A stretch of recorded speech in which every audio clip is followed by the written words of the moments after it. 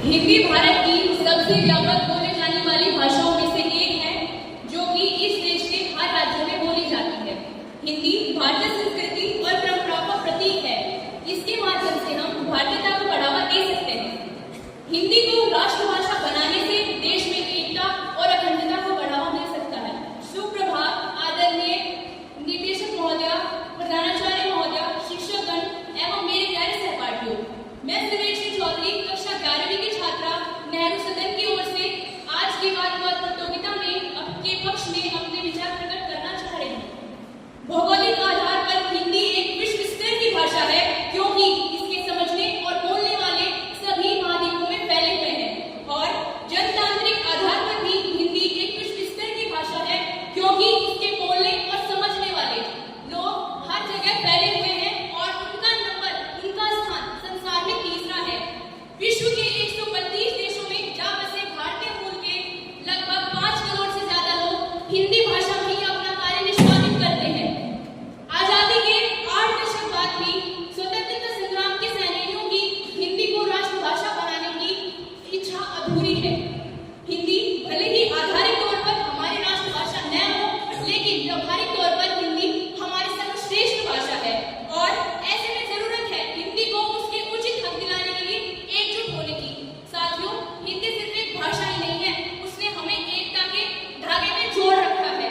हिंदी सिर्फ एक भाषा ही नहीं, हमारे भावों की अभिव्यक्ति है और हिंदी भाषा को सम्मान देना, उसे संरक्षण देना हमारी सांस्कृतिक जिम्मेदारी है।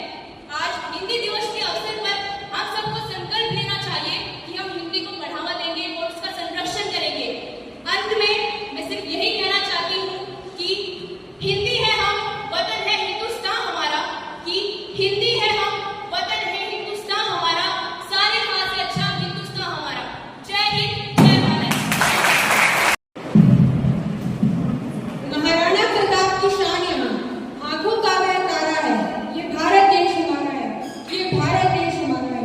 सुप्रभात आदरणीय निदेशक महोदय, प्रधानाचार्य महोदय, निर्णायकगण, शिक्षकगण एवं मेरे प्यारे सहपाठियों, आज मैं आशु कुमार कक्षा 11वीं की छात्रा आपके समक्ष हिंदी हमारी राष्ट्रभाषा होनी चाहिए विषय के विपक्ष में अपने विचार आपके सामने साझा करूंगी। प्रत्येक राष्ट्र की अपनी एक निश्चित भाषा होती है, जो उसकी प्रमुख पहचान होती है। संपूर्ण राष्ट्र उसी भाषा का प्रयोग करता है। बिना राष्ट्रभाषा के कोई भी राष्ट्र सुनियोजित रूप से कार्य नहीं कर सकता। भारत में अनेक तरह की संस्कृतियां मौजूद हैं। यहाँ के वासी अपनी संस्कृति और धर्म में रहना चाहते हैं। यहाँ के लोगों की अपनी वेशभूषा और भाषा है। ऐसे में संस्कृत के एक श्लोक में कहा भी गया है, भारतस्य प्रतिष्ठे द्वे संस्कृते संस्कृतिस्तथा।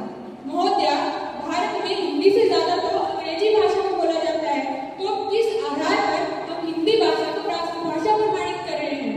हिंदी भाषा को राष्ट्रभाषा घोषित नहीं करना चाहिए, जिसके अनेकों कारण हो सकते हैं। पहले तो राष्ट्रभाषा उस देश में होती है जिस देश का निर्माण केवल एक ही भाषा से हुआ हो।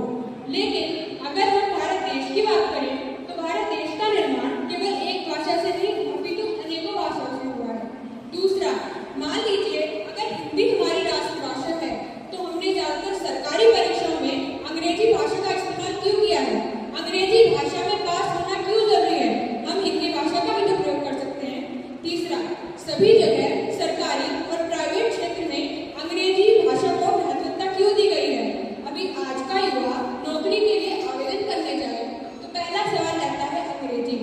अंग्रेजी आती है तो नौकरी पक्की, नहीं आती है तो भूल जाओ। ऊपर से कंपटीशन इतना बढ़ गया है कि हम लोग बढ़ चढ़कर ग्लोबल राजनीति में भाग ले रहे हैं, जहां हमारा देश G20 जैसे समिट में शामिल हो रहा है। भारत में हिंदी के अलावा कई भाषाएं मौजूद हैं। ऐसे में हिंदी को ही राष्ट्रभाषा का दर्जा क्यों? आइए अब बात करें प्रगतिशील भारत की। किसी भी देश की प्रगति